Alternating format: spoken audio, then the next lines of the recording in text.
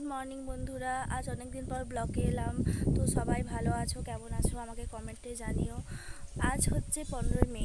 তো আজ father's day. তো সবাই পৃথিবীর সমস্ত বাবাদের জানাই আমার থেকে শুভ কামনা রইল তোমাদের জন্য, আর হ্যাপি ফাদার্স ডে।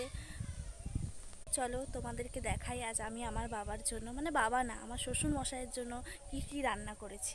এই যে দেখতে পাচ্ছ, এখানে মাছের তেল দিয়ে রয়েছে, এখানে আলু ভাজা, কুঁদরি ভাজা রয়েছে, এখানে পটল আর বেগুন ভাজা রয়েছে, ভিতরে ভাত রয়েছে, আর এখানে রয়েছে ফ্রাইড রাইস। ফাইনালি কাটা চলছে মুরগির মাংস, বুঝলে? তো এটা খুবই সামান্য কিছুই না আমার থেকে।